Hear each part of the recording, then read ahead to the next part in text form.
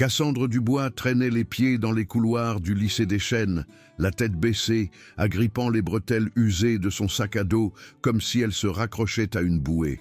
À peine 16 ans, et ne dépassant pas le 1,55 m, elle avait des cheveux noirs corbeaux qui lui tombaient sur les épaules, invariablement cachés derrière ses oreilles, et des lunettes rondes surdimensionnées qui agrandissaient ses yeux d'obsidienne. Sa tenue était discrète, jeans délavés, t-shirt uni et bottes élimées portant les marques du temps. Pour tous au lycée des Chênes, elle n'était qu'une nouvelle venue effacée et insignifiante, apparue 3 semaines après le début de l'année.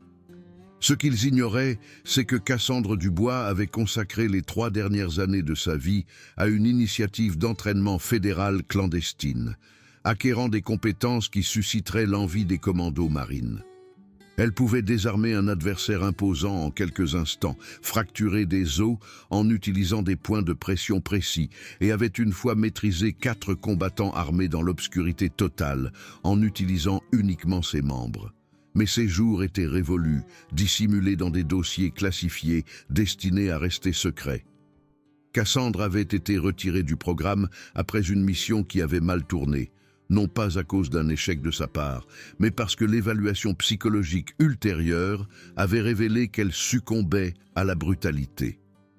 L'organisation a estimé qu'elle avait besoin d'une existence ordinaire, d'une occasion de vivre sa vie comme une adolescente typique.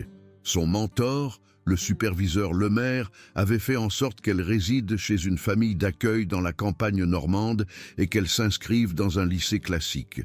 « Efforce-toi de te fondre dans la masse », lui avait-il dit. « Recherche la normalité. » Mais la normalité s'est avérée plus intimidante que n'importe quelle mission qu'elle ait jamais entreprise. Les problèmes ont commencé dès son premier jour au lycée des Chênes. Elle était assise à l'écart à la cantine, mangeant sans appétit une salade défraîchie, quand Aurélie de Valois s'est approchée de sa table.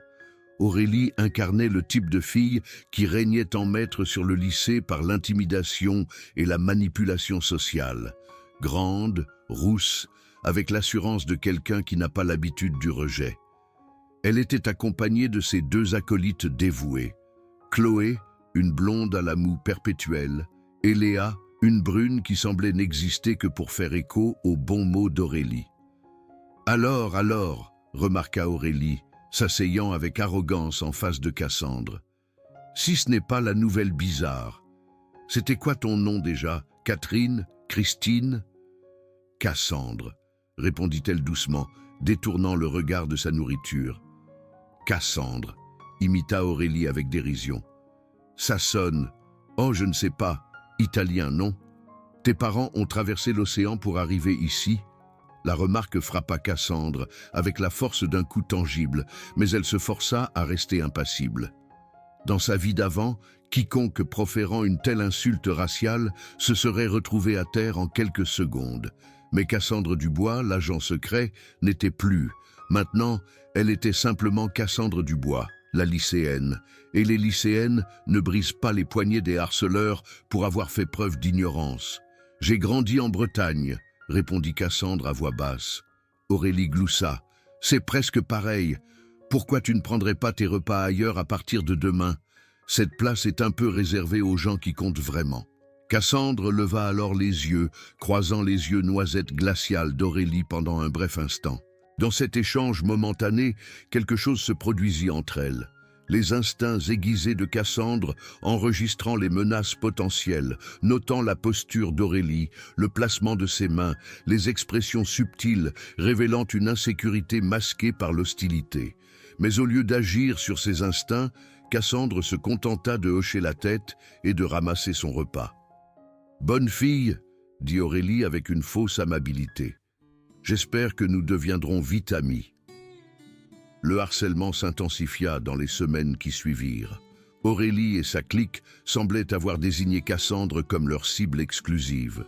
Elle lui faisait tomber ses livres des mains dans les couloirs, la heurtait involontairement avec une force suffisante pour la faire chanceler et murmurait des remarques méchantes juste assez fort pour qu'elle les entende. En cours de chimie, Chloé a saboté les échantillons de laboratoire de Cassandre, faisant échouer son expérience. En littérature, Léa a répandu des rumeurs selon lesquelles Cassandre avait des difficultés de lecture, accentuant son intonation lorsqu'on lui demandait de lire à voix haute.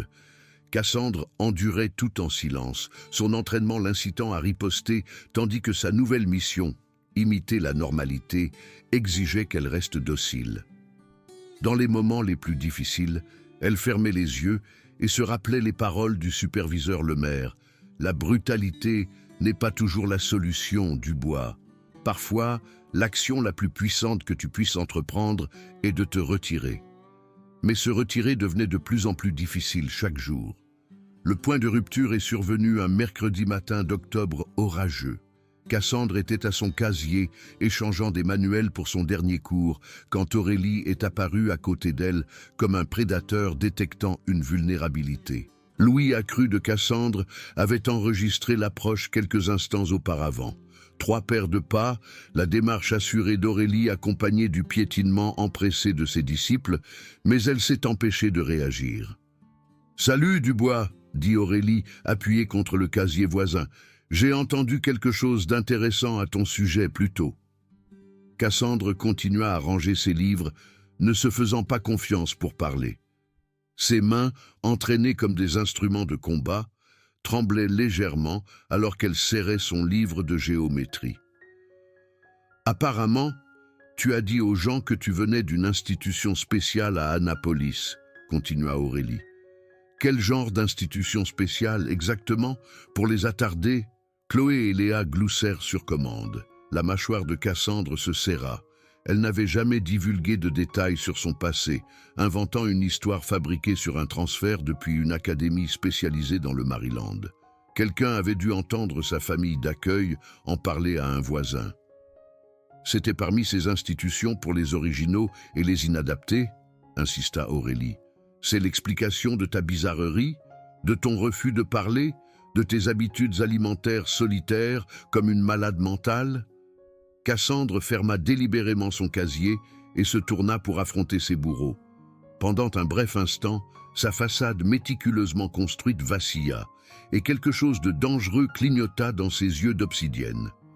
Aurélie, malgré toute sa bravade, recula d'un pas inconscient. « Je ne cherche pas la bagarre », dit Cassandre calmement, sa voix portant un tranchant qui incita plusieurs élèves voisins à interrompre leur conversation. Aurélie se reprit rapidement, son visage rouge de honte à cause de son recul momentané. « Tu me menaces, la bizarre ?» La petite Italienne vient d'essayer de jouer les durs. Avant que Cassandre ne puisse répondre, Aurélie la poussa en arrière, violemment. La colonne vertébrale de Cassandre heurta les casiers avec un bruit métallique qui résonna dans tout le couloir. Une douleur la traversa les omoplates, mais elle était insignifiante comparée à la fureur qui bouillonnait dans sa poitrine. « Oups !» dit Aurélie avec une fausse sollicitude. « J'ai blessé le bébé. Peut-être que tu devrais retourner dans le programme fédéral qui t'a jeté. » Le sang de Cassandre se transforma en liquide glacial.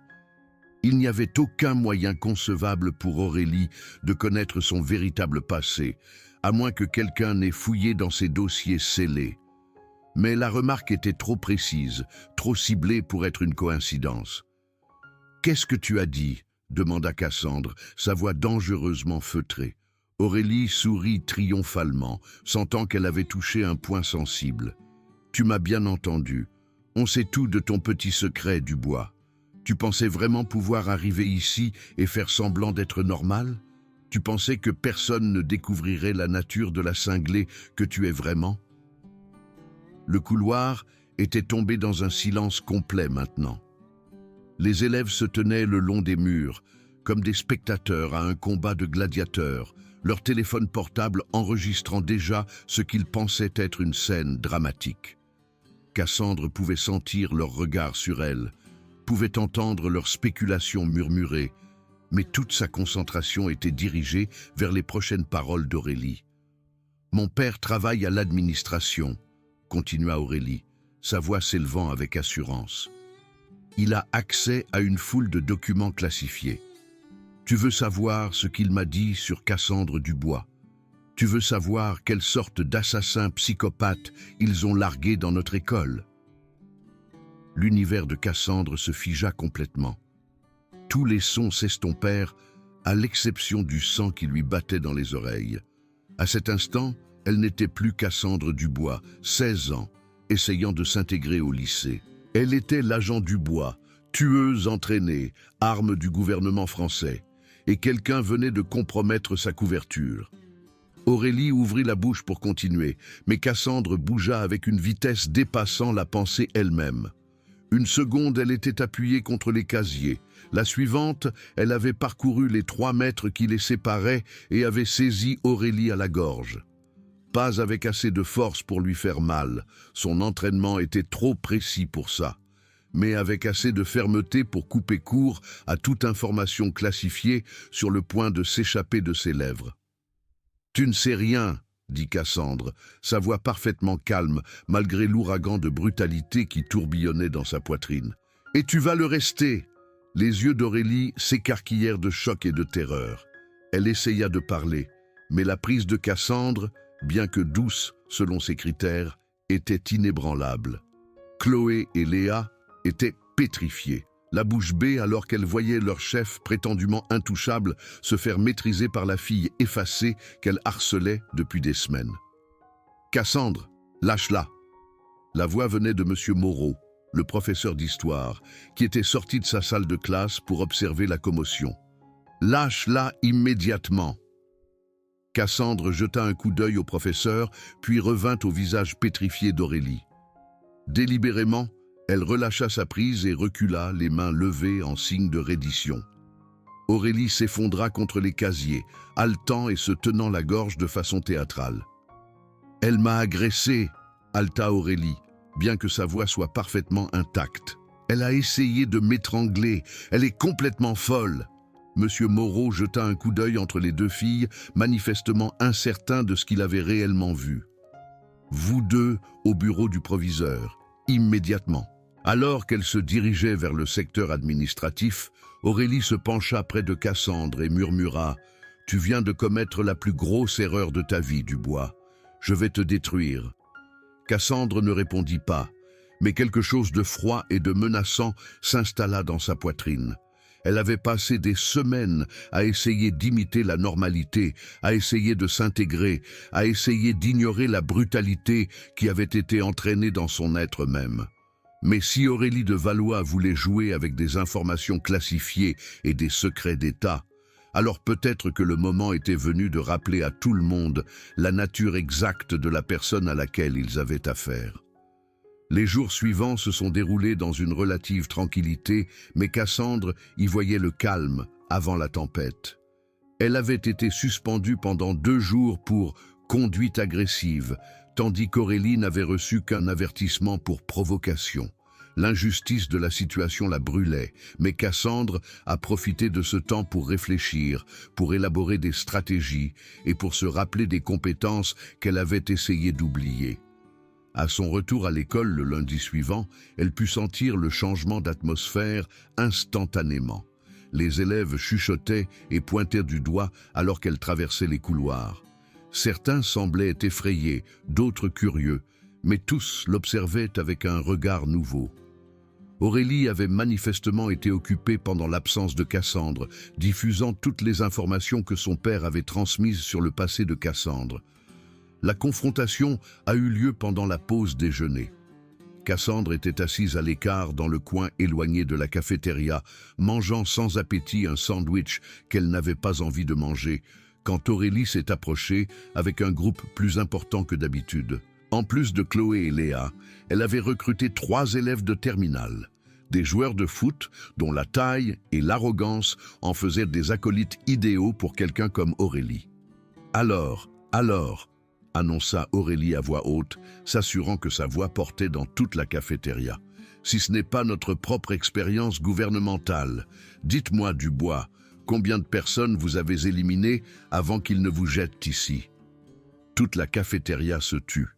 Cassandre leva les yeux délibérément, croisant le regard triomphant d'Aurélie, avec des yeux qui étaient devenus complètement vides et dépourvus d'émotion. C'était une expression qui avait terrifié des agents ennemis et des criminels endurcis, mais Aurélie était trop grisée par son autorité perçue pour reconnaître le danger. « Je ne sais pas de quoi vous parlez », dit Cassandre calmement. Aurélie gloussa. « Vraiment ? Parce que mon père m'a tout raconté sur l'initiative Ombre Noire, sur la façon dont ils choisissent des jeunes brisés et les transforment en armes, sur la façon dont une de leurs petites expériences a mal tourné et sur la façon dont ils ont dû la déplacer pour l'empêcher de tuer à nouveau. » Le sang de Cassandre se transforma en liquide glacial. L'initiative Ombre Noire était classée au-delà de top secret. Le fait qu'Aurélie connaisse ce nom signifiait que quelqu'un de haut rang dans l'administration avait divulgué des informations à son père ou que son père avait accédé à des documents qu'il n'avait pas le droit de consulter. Quoi qu'il en soit, la couverture de Cassandre n'était pas seulement compromise, elle était anéantie. « Lève-toi !» ordonna Aurélie. « Je veux que tout le monde voie le visage d'une tueuse gouvernementale. » Cassandre resta assise, son esprit passant en revue les possibilités. Elle pouvait tout nier, mais le mal était déjà fait. Elle pouvait signaler la violation de sécurité, mais cela impliquerait de retourner voir le superviseur Lemaire et d'admettre que sa tentative de vivre une vie ordinaire avait échoué.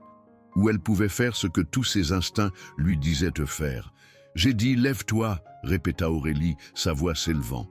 Voyant que Cassandre ne bougeait pas, Aurélie fit un signe de tête à l'un des joueurs de foot. « Force-la à se lever !»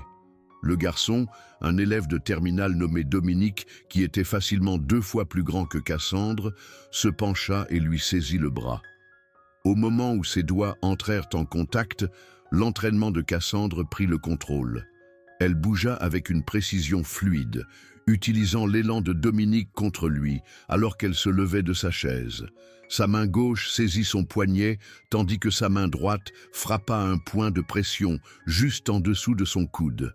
Le bras de Dominique s'engourdit complètement, et il recula en criant de douleur et de confusion. « Dominique !»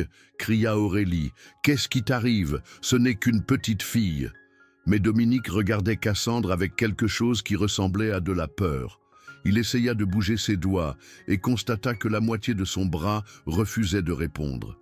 « Qu'est-ce que tu as fait ?» murmura-t-il. Cassandre balaya la cafétéria du regard, observant la multitude de visages choqués. Tous les élèves la regardaient, leur téléphone portable enregistrant chaque instant. Il n'y avait plus de possibilité de retour en arrière maintenant, plus de prétention à la normalité. Aurélie de Valois s'en était assurée. « Vous voulez savoir qui je suis ?» demanda Cassandre, sa voix portant clairement dans toute la cafétéria silencieuse. « Très bien, je vais vous montrer. » Elle se tourna pour faire face à Aurélie directement, et pour la première fois, elle permit à son vrai moi de se manifester. L'adolescente effacée et maladroite avait disparu. À sa place se tenait quelqu'un qui avait été forgé dans la brutalité et entraîné comme une arme. La posture de Cassandre changea, devenant centrée et équilibrée. Ses mouvements devinrent fluides et contrôlés. Même son expression faciale passa de vulnérable à prédatrice. Aurélie recula involontairement. « Reste à l'écart, la bizarre. Je vais appeler la police. »« Faites, » dit Cassandre calmement. « Dites-leur qu'Aurélie de Valois a diffusé des informations classifiées du gouvernement à ses camarades de lycée. Dites-leur que son père a divulgué des détails sur des programmes d'opération noire pour intimider une adolescente. Je suis sûr qu'ils seront très intéressés par cet échange. » Pour la première fois depuis que Cassandre l'avait rencontrée, Aurélie sembla réellement effrayée. « Tu mens, mon père ne ferait pas. L'initiative Ombre Noire a été abandonnée il y a 2 ans, continua Cassandre, avançant d'un pas pour chaque pas qu'Aurélie reculait. Les seules personnes qui connaissent ce nom sont les 11 agents qui ont survécu au programme et la poignée de fonctionnaires du gouvernement ayant une autorisation de niveau alpha. Donc, soit ton père est un traître qui a divulgué des informations classifiées, soit tu mens surtout pour te donner une image d'importance. » Le visage d'Aurélie devint rouge écarlate. « Je ne mens pas. Je sais tout sur toi. » « Alors, tu sais que j'ai été entraîné à neutraliser les menaces avec un minimum de dommages collatéraux, dit Cassandre, sa voix se réduisant à peine plus qu'un murmure. Tu sais que je peux mettre fin à cette confrontation d'environ 14 manières différentes, dont la plupart te laisseraient consciente assez longtemps pour comprendre l'étendue de ton erreur de calcul. » La foule d'élèves commença à reculer, sentant le changement de dynamique. Même les joueurs de foot qui avaient accompagné Aurélie se dirigeaient vers les sorties. Seuls Chloé et Léa restèrent, trop choqués pour bouger. Aurélie redressa les épaules, essayant de récupérer une partie de son autorité perdue. « Tu n'as pas le droit de me toucher. Il y a trop de témoins. Tu serais arrêté. » Cassandre sourit alors, et ce n'était pas un sourire amical.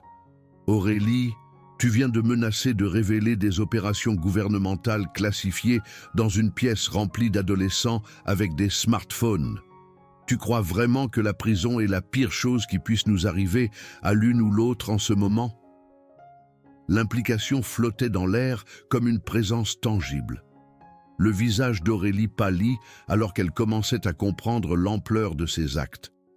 Divulguer des informations classifiées n'était pas seulement un problème disciplinaire scolaire, c'était un crime fédéral. « Je ne voulais pas… » balbutia Aurélie. « Voici ce qui va se passer », dit Cassandre, sa voix portant l'autorité de quelqu'un qui a briefé des sénateurs et des généraux. « Tu vas t'asseoir et tu vas te taire. Tu ne parleras plus jamais de mon passé à personne pour aucune raison. Tu arrêteras de me harceler, d'être après moi et d'essayer de rendre ma vie misérable. Et si tu es extrêmement chanceuse, je pourrais m'abstenir de signaler ta violation de sécurité aux personnes qui s'assureraient que toi et ton père disparaissiez. » Aurélie s'effondra sur la chaise la plus proche, comme si ses jambes l'avaient trahie. Des larmes coulaient sur son visage maintenant, mais ce n'étaient pas des larmes de tristesse, c'étaient des larmes de terreur, alors qu'elle comprenait finalement la nature de la personne qu'elle avait harcelée. Et juste pour qu'il n'y ait pas de malentendu sur la nouvelle dynamique ici, continua Cassandre, s'adressant à toute la cafétéria, j'ai passé 3 ans à apprendre comment éliminer des gens à main nue. Je peux désamorcer des bombes, crocheter des serrures, infiltrer des réseaux informatiques et parler couramment 5 langues. Je connais 16 façons différentes de fracturer le bras de quelqu'un et 33 façons de l'assommer. J'ai été formé par les mêmes personnes qui entraînent les Delta Force et les Bérets Verts, sauf que mon programme était classifié à un niveau tellement supérieur au leur que la plupart des généraux ne savent même pas qu'il existe. Elle fit une pause, laissant ces informations s'infiltrer avant de continuer. Mais vous savez ce que j'ai aussi appris pendant ces 3 années ? J'ai appris que la vraie force ne dépend pas de la quantité de dommages que vous pouvez infliger. Elle dépend du fait de choisir de ne pas les infliger. J'ai appris que la personne la plus dangereuse dans n'importe quelle pièce est toujours celle qui n'a pas besoin de le prouver. Et j'ai appris que les brutes comme Aurélie de Valois ne sont que des enfants effrayés qui pensent que l'intimidation les rend forts. Cassandre se tourna vers Aurélie qui pleurait toujours silencieusement sur sa chaise. « Alors, voici ton choix, Aurélie. Tu peux admettre que tu as choisi la mauvaise cible et passer à autre chose, ou tu peux continuer à pousser et voir jusqu'où va ma patience. » Aurélie hocha la tête frénétiquement, ne se fiant pas à sa voix pour fonctionner. Chloé et Léa s'étaient déjà enfuis, abandonnant leur chef pour faire face aux conséquences de ses actes seuls.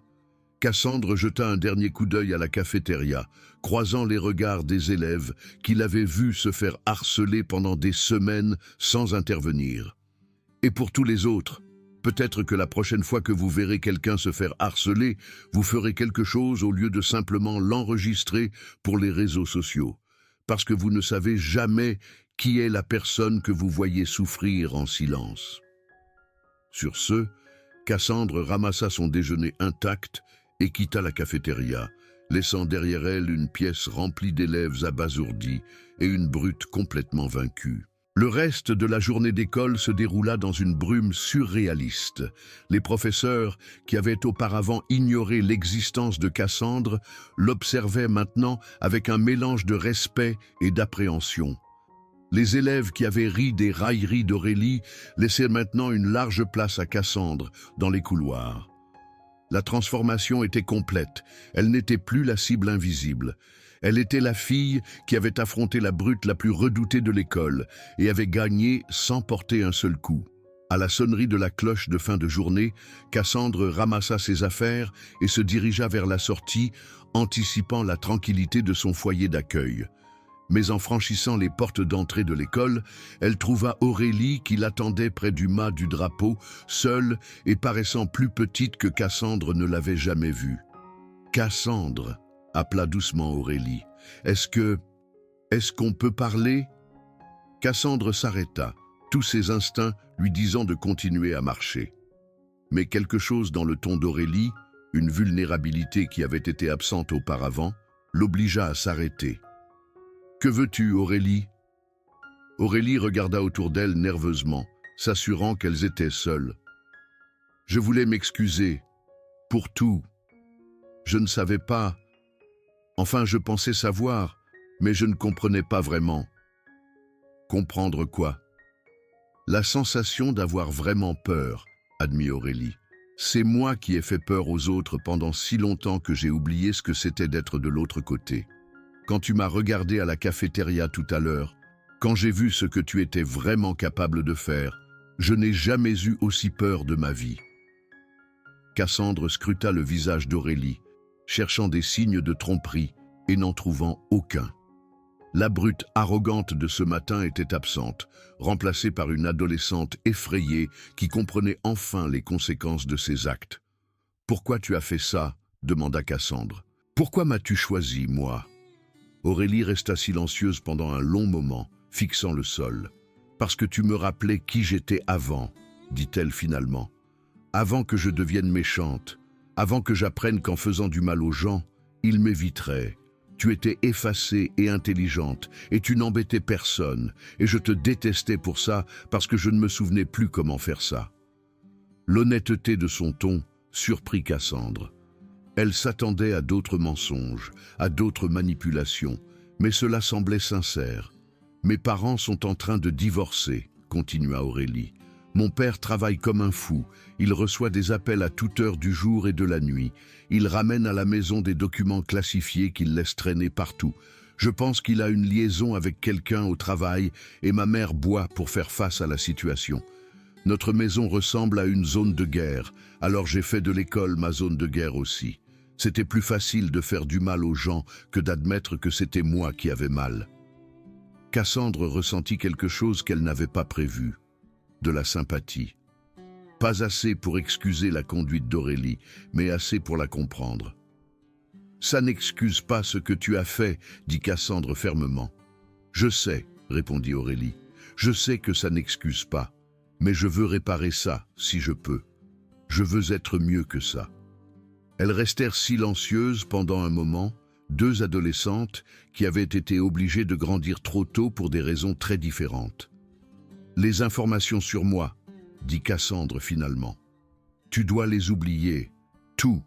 Si les mauvaises personnes apprennent que des détails classifiés sont discutés à table et diffusés dans les cafétérias des lycées, des gens vont mourir. Tu comprends ça ?»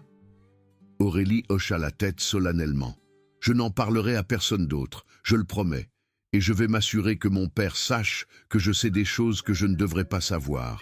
Peut-être que ça le rendra plus prudent. » « Bien, » dit Cassandre. « Et Aurélie, la prochaine fois que tu auras mal et que tu auras envie de t'en prendre à quelqu'un d'autre, trouve une autre façon de faire, parce que tout le monde ne te montrera pas la miséricorde que je t'ai montrée aujourd'hui. » Aurélie la regarda avec quelque chose qui ressemblait à du respect. « Pourquoi tu l'as fait?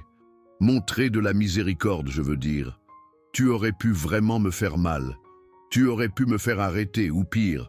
Pourquoi tu ne l'as pas fait ?» Cassandre réfléchit sérieusement à la question.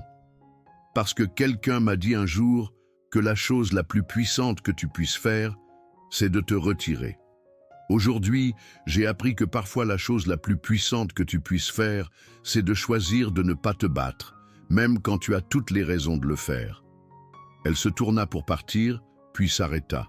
« Mais Aurélie, si tu me menaces ou si tu menaces quelqu'un d'autre à nouveau, si tu utilises des informations classifiées pour faire du mal à des gens, si tu redeviens la personne que tu étais ce matin, la miséricorde a des limites. » Aurélie hocha la tête, comprenant parfaitement. « Je ne le ferai pas. Je promets que je ne le ferai pas. » Cassandre partit alors, laissant Aurélie seule près du mât du drapeau.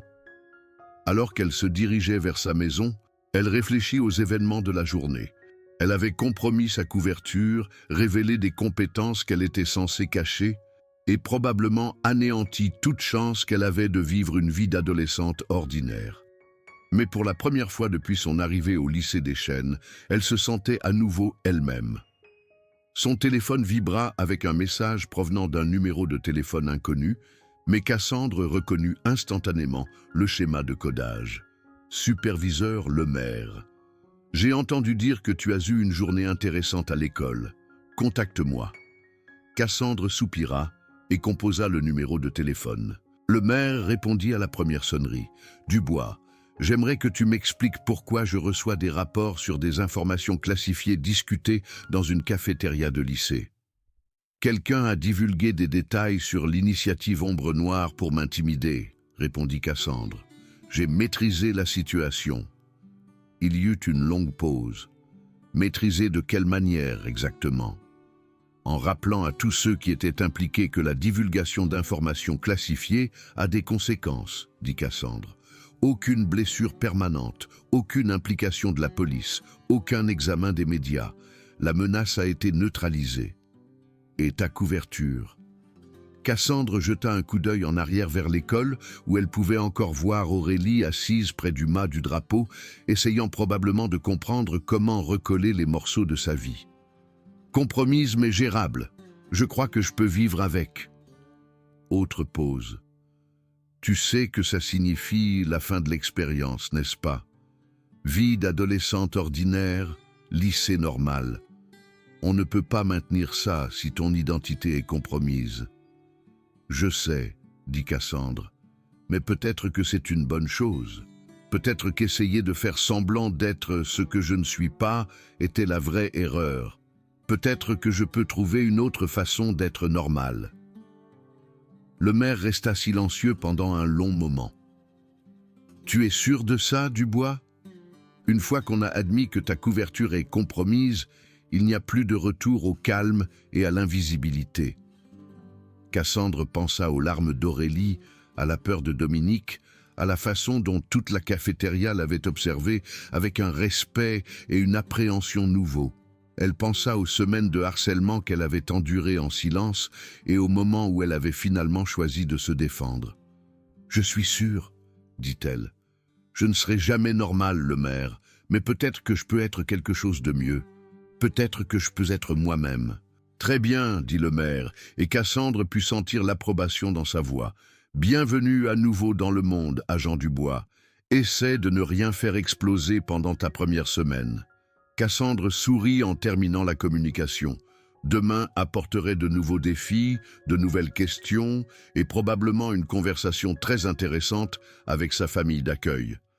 Mais pour la première fois depuis qu'elle avait quitté le programme, elle se sentait à l'endroit où elle était censée être. Au lycée des Chênes, l'histoire de Cassandre Dubois ne faisait que commencer. Et cette fois, elle n'allait pas cacher qui elle était vraiment.